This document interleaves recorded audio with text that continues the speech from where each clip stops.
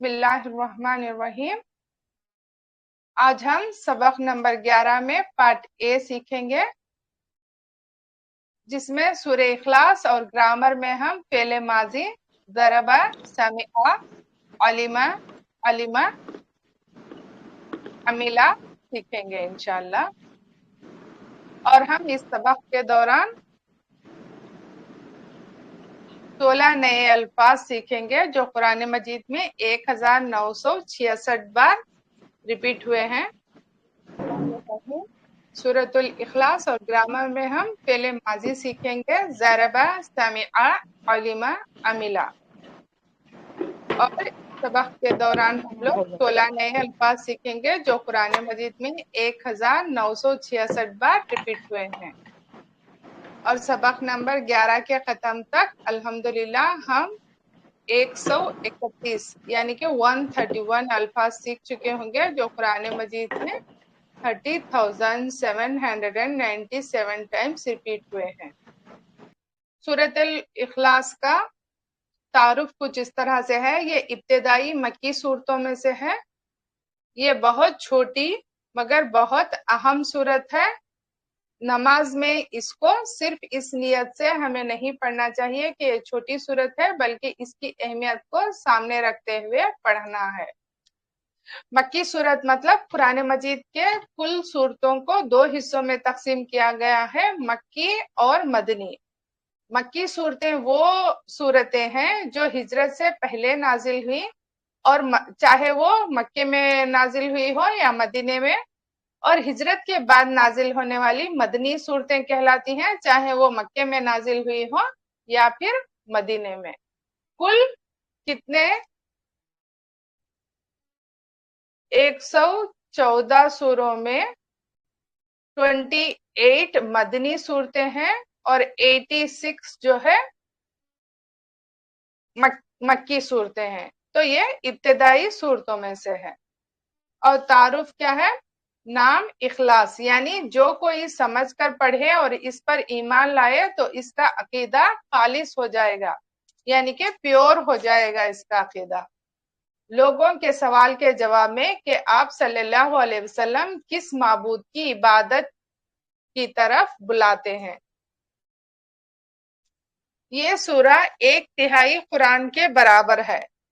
ابو درداء رضی اللہ عنہ بیان کرتے ہیں کہ نبی کریم صلی اللہ علیہ وسلم نے فرمایا، کیا تم میں سے کوئی ایک رات میں قرآن کا تیسرا حصہ پڑھنے سے عاجز ہے؟ تو صحابہ اکرام نے کہنا شروع کیا کہ قرآن کا تیسرا حصہ کس طرح پڑھا جائے؟ تو نبی کریم صلی اللہ علیہ وسلم نے فرمایا، قل هو اللہ احد قرآن کے تیسرے حصے کے برابر ہے۔ یہ صحیح مسلم کی حدیث ہے۔ اس صورت کو آخری 2 صورتوں کے ساتھ ہر نماز کے بعد 1 بار اور مغرب اور فجر کے بعد 3 بار پڑھنا رسول اللہ صلی اللہ علیہ وسلم کی سنت ہے۔ ہم کو کس کی عبادت کرنی چاہیے یا معبود کون ہو سکتا ہے؟ اس کا بہترین جواب ہے اس سورہ میں۔ سورہ اخلاص، بسم اللہ الرحمن الرحیم۔ قل هو اللہ احد، قل کہہ دیجئے، یہ اللہ سبحانہ و تعالیٰ کی طرف سے آرڈر فارم ہے۔ قل، قالا مطلب اس نے کہا، قل مطلب کہہ دیجئے، یہ آرڈر فارم ہوتا ہے۔ قالا اس نے کہا، قالو ان سب نے کہا۔ قالا سنگولر 3rd پرسن، قالو 3rd پرسن پلورل، یعنی کہ جمع غائب کا صیغہ ہے۔ ہوا وہ، اللہ اللہ، احدن کیا ہے؟ ایک، اکیلا، ایک کے معنی میں یہ لفظ صرف اللہ کے لیے استعمال ہوتا ہے۔ اگر کسی اور کے لیے ہو تو واحد کہیں گے، لیکن احدن کیا ہے؟ صرف اور صرف اللہ سبحانہ و تعالیٰ کے لیے استعمال ہونے والا لفظ ہے۔ قل هو اللہ احد، قل کہہ دیجئے، هو اللہ وہ اللہ، احدن ایک ہے، ذات میں ایک، اللہ ایک ہے، اکیلا ہے، اس کو ماں، باپ، بھائی، بہن، بیٹا، بیٹی کوئی نہیں۔ صفات میں ایک، اللہ اپنی صفات میں ایک ہے، یعنی اس کی صفات والا کوئی نہیں. مثلاً کوئی غیب کو نہیں جانتا، کوئی اس کے جیسا سن نہیں سکتا، دیکھ نہیں سکتا، مدد نہیں کر سکتا. تو اللہ سبحانہ و تعالی صفات میں بھی صرف اور صرف ایک ہے. حقوق میں ایک، پوجا، پرستش، عبادت صرف اللہ ہی کا حق ہے. رکوع، سجدہ، دعا وغیرہ صرف اللہ ہی کو کرنا چاہیے. اختیارات میں ایک، اللہ کے اختیارات میں بھی کوئی شریک نہیں. یعنی جب اس نے کہا کہ شراب حرام ہے تو کوئی اس کو حلال نہیں کر سکتا. کسی چیز کے حلال اور حرام کا قانون بنانے میں اور موت و حیات کے فیصلہ وغیرہ میں کوئی شریک نہیں ہے. جائزہ لیجئے کہ اللہ ہی صرف بندگی کا مستحق ہے، لیکن کتنی بار ہم نے نفس کی بندگی کی ہے اور کتنی بار ہم نے شیطان کی اطاعت کی ہے. اللہ سے دعا کیجئے کہ اللہ ہمیں صرف اسی کی عبادت کی توفیق دے. آمین ثم آمین یا رب العالمین. نفس کی بندگی اور شیطان کی اطاعت سے نکلنے کے لیے منصوبہ بنائیے اور اسی طرح صرف اللہ کی بندگی کرنے کے لیے اور توحید پر جمع رہنے کے لیے پلان بنائیے اور توفیق کی دعا کرتے رہیے انشاءاللہ. کل یعنی تبلیغ کیجئے، اور ہمیں بھی تبلیغ کرنا ہے، حکمت سے، بہترین انداز سے کرنا ہے، جیسا کہ آپ رسول اللہ صلی اللہ علیہ وسلم نے کیا ہے. قل هو اللہ احد، قل کہہ دیجئے، هو اللہ وہ اللہ، احد ایک ہے. قل هو اللہ احد کہہ دیجئے وہ اللہ ایک ہے. اللہ الصمد، اللہ الصمد بے نیاز، بے نیاز، سب اس کے محتاج ہیں اور وہ کسی کا محتاج نہیں. الصمد مطلب بے نیاز، اور بے نیاز کا مطلب کیا ہے؟ ہم سب اللہ سبحانہ و تعالیٰ کے محتاج ہیں اور اللہ سبحانہ و تعالیٰ کو کسی کی ضرورت اور محتاج نہیں ہے.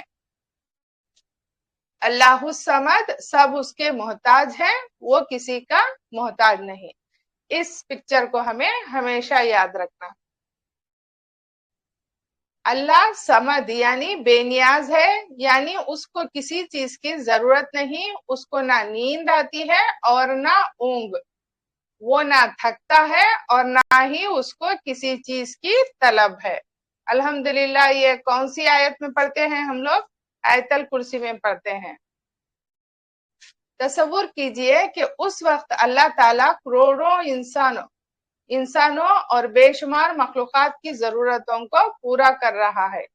اس طرح اللہ کی عظمت کو ذہن میں رکھتے ہوئے اس آیت کو پڑھنا ہے ہمیں. اللہ الصمد، اللہ بے نیاز ہے. یہ دعا بھی کر سکتے ہیں کہ اے اللہ تو میری ضرورتوں کو پورا کرتا رہا ہے، آگے بھی کر. اے اللہ مجھے تو صرف اپنا محتاج بنا، کسی کا محتاج نہ رکھ.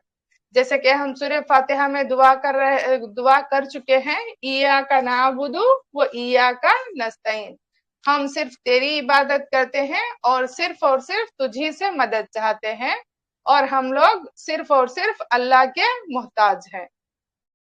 اللہ الصمد، اللہ بے نیاز ہے. لم یلد ولم یولد، لم نہیں، did not، یہ past tense کا ہوتا ہے، ماضی کا. لن مطلب will not ہوگا، یہ future tense کے لیے استعمال ہوتا ہے. لم یلد، نہ اس نے کسی کو جنا. اگر اس کا لفظی ترجمہ دیکھیں تو لم نہیں، یلد اس نے جنا. لم یلد، نہ اس نے کسی کو جنا. ولم یولد، اور نہ وہ جنا گیا. یولد اور یلد یہ دونوں ایکٹیوائز اور پیسیوائز ہیں، اور یہ دونوں کا بھی یہ والد، والدہ، والدین، اولاد، ولادت، میلاد، یہ سب کیا ہے؟ سیم ایک ہی ورڈ کے ڈفرینٹ فارمز ہیں. ولم یولد، و اور لم نہ ہی، یولد وہ جنا گیا. یلد اس نے جنا، یولد وہ جنا گیا. یلد کیا ہے؟ ایکٹیو وائز ہے. یولد وہ جنا گیا پیسو وائز یعنی کہ مجہول ہے. لم یلد ولم یولد، نہ اس نے کسی کو جنا اور نہ وہ جنا گیا. یہ تھوڑا ڈفرینٹ طریقے کا اور دو ٹوک بات ہے. اس طرح سے بھی بیان کیا جا سکتا ہے کہ نہ اس نے کسی کو پیدا کیا، تو یہ بہت لمبا ہوتا. مگر یہ کیا ہے؟ دو ٹوک بات بتائی گئی ہے. جو کہتے ہیں کہ اللہ سبحانہ و تعالیٰ نے اولاد بنا لی، تو ان کے لیے یہ دو ٹوک بات ہے کہ نہ اللہ سبحانہ و تعالیٰ نے کسی کو جنا ہے اور نہ ہی اللہ سبحانہ و تعالیٰ جنا گیا ہے. تو یہ دو ٹوک بات کہی گئی ہے مخالفین کے لیے. نہ اس کی کوئی اولاد ہے اور نہ وہ کسی کی اولاد ہے. جب انسان تھک جاتا ہے تو بچے اس کا دل بہلاتے ہیں. جب انسان بوڑھا ہو جاتا ہے تو بچے اس کا سہارا ہوتے ہیں. جب انسان مر جاتا ہے تو بچے اس کا کام و نام جاری رکھتے ہیں. اللہ تعالیٰ ان ساری کمزوریوں سے پاک ہے. نہ اللہ سبحانہ و تعالیٰ تھکتا ہے، نہ بوڑھا ہوتا ہے، نہ مرتا ہے اور نہ ہی کمزور ہے، نعوذ باللہ. تو اس لیے کیا ہے؟ اللہ سبحانہ و تعالیٰ کو کسی اولاد کی ضرورت نہیں ہے. وہ تھکتا نہیں، وہ بور نہیں ہوتا اور نہ بوڑھا ہوتا ہے، وہ ہمیشہ سے ہے. اس لیے اس کو کوئی باپ ہے اور نہ ماں، اور ہمیشہ رہے گا. اس لیے اس کو اولاد کی ضرورت نہیں ہے. اس آیت کو پڑھتے ہوئے اس پیغام کو 150 کروڑ عیسائیوں تک پہنچانے کی ذمہ داری کو محسوس کیجئے، جو یہ غلط عقیدہ رکھتے ہیں کہ عیسیٰ علیہ السلام اللہ کے بیٹے ہیں. تو ہمیں کیا ہے؟ اس بات کو زیادہ سے زیادہ بیان کرنی چاہیے. ایسا نہیں کہ مخالفت کے طور پر، بلکہ حکمت کے ساتھ اور عاجزی کے ساتھ پہنچانا ہے. لم یلد ولم یولد، نہ اس نے کسی کو جنا اور نہ وہ جنا گیا.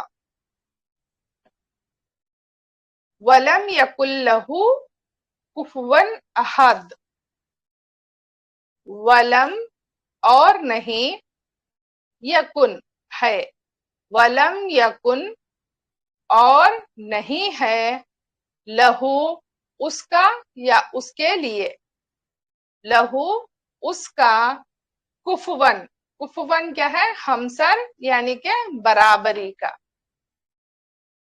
جیسا کہتے ہیں کہ رشتہ طے کرتے وقت کفو کا خیال رکھنا، یعنی کہ لڑکے کا خاندان اور لڑکی کے خاندان میں برابری ہو تو ایک دوسرے کے ساتھ کیا ہے؟ نباہ کرنے میں آسانی ہوگی. احدن مطلب کوئی، وہاں پر احد کا مطلب ایک، یہاں پر احد کا مطلب کوئی. قل هو اللہ احد، آیت نمبر 1 میں کیا ہے؟ اس کا مطلب ہوگا ایک، صرف اللہ کے لیے. ولم یکن لہ کفوا احد، اس میں احد کا مطلب کوئی ہوگا، یعنی کہ کوئی بھی نہیں ہے اللہ سبحانہ و تعالیٰ کے برابر کا. وَلَمْ يَكُنْ لَهُ كُفُوًا أَحَدٌ، اور نہیں ہے اس کا ہمسر کوئی. دل میں اس کی عظمت ایسے چھائے کہ کوئی بھی دور دور تک نظر ہی نہ آئے، نہ ذات میں، نہ صفات میں، نہ حقوق میں اور نہ اختیارات میں. کیا میرے ذہن میں کوئی اور بھی ہے جس سے میں ڈرتا ہوں؟ یعنی کہ ہمیں خود کا محاسبہ کرنا ہے. کسی اور سے امید ہے سوائے اللہ کے، ہمیں دوسروں سے امید نہیں کرنی چاہیے. کسی اور کو طاقتور سمجھتے ہیں ہم لوگ، اس کا بھی ہمیں محاسبہ کرنا چاہیے. اور پھر دعا کرنا چاہیے، اے اللہ تو میرے لیے کافی ہو جا، یعنی میری حفاظت کر اور میری ضرورتوں کو پورا کر دے. آمین ثم آمین یا رب العالمین. वलम यकुल्लहु कुफुवन अहद, और नहीं है उसका हमसर कोई। اور ہمیں یہ سورہ محبت سے بار بار پڑھنا ہے۔ اور ایک صحابی کا یہاں پر ذکر ہے، ایک صحابی نماز کی ہر رکعت میں سورہ اخلاص پڑھتے، پھر کوئی اور سورت۔ رسول اللہ صلی اللہ علیہ وسلم نے ان سے سوال کیا کہ وہ ایسا کیوں کرتے ہیں؟ تو انہوں نے کہا مجھے اس سورے سے بہت محبت ہے۔ رسول اللہ صلی اللہ علیہ وسلم نے فرمایا کہ اس سورت سے تمہاری محبت نے تمہیں جنت میں داخل کر دیا۔ یہ ترمذی کی حدیث ہے۔ نوٹ کیجئے کہ اللہ کے رسول صلی اللہ علیہ وسلم نے سورت سے محبت کا ذکر کیا ہے، نہ کہ بار بار پڑھنے کا۔ تو ہم کو اس سورت سے محبت کو پیدا کرنے کی پوری کوشش کرنی چاہیے۔ یہ محبت کس طرح آئے گی؟ نیچے یاد رکھیے کہ اللہ تو ہمارا خالق، رازق، رب اور سب سے بڑھ کر محسن ہے۔ وہ ہم کو مسلسل دیتا چلا جا رہا ہے۔ وہ ہم سے 70 ماؤں سے زیادہ محبت کرتا ہے، پھر کیوں نہ ہم اس کا ذکر بار بار کریں، اور وہ بھی اس طرح جیسے کہ اللہ نے سکھایا سورۃ الاخلاص میں۔ تو ہمیں بار بار سورۃ الاخلاص پڑھنے سے ہمیں اللہ سبحانہ وتعالیٰ سے محبت پیدا ہوگی، نہ کہ صرف ایسے ہی بلکہ سمجھ کر پڑھنا ہے۔ وَلَمْ يَكُنْ لَهُ كُفُوًا أَحَدٌ، اس کے جیسا معاف کرنے والا کوئی نہیں، اس کے جیسا دینے والا کوئی نہیں، اس کے جیسا ضرورت کا محبت سے خیال رکھنے والا کوئی نہیں۔ اللہ کے 99 نام ہے، ہر صفت میں اس کے جیسا کوئی نہیں، نہ تھا، نہ ہے اور نہ ہی ہوگا۔ شرک کی اور دوسرے گمراہیوں کی گندگی اور گمراہی پر غور کیجیے اور اللہ کا شکر ادا کیجیے کہ اس نے صاف، پاک اور سچی بات ہم تک پہنچا دی کہ اس کائنات کا مالک کون ہے، کیسا ہے، اور وہ ہم سے کیا چاہتا ہے۔ اگر خدا نہ خواستہ مجھے یہ پیغام نہ ملتا تو میں خیالات کی گندگی اور گمراہی کے ڈھیر میں لڑتا رہتا یا پریشان رہتا۔ اس لیے کوشش کیجیے کہ توحید کی اس صورت کو پڑھتے وقت دل شوق، محبت، عظمت سے بھرا رہے۔ اس ایک پیغام کو پھیلانے کا پلان بھی بنائیے۔ تو ہمیں بھی کیا ہے، اللہ سبحانہ وتعالیٰ کے اس سورت پر غور کرنا چاہیے، اور بار بار پڑھنے سے، سمجھ کر پڑھنے سے ہمیں کیا ہے، اس سورت سے محبت ہوگی انشاءاللہ۔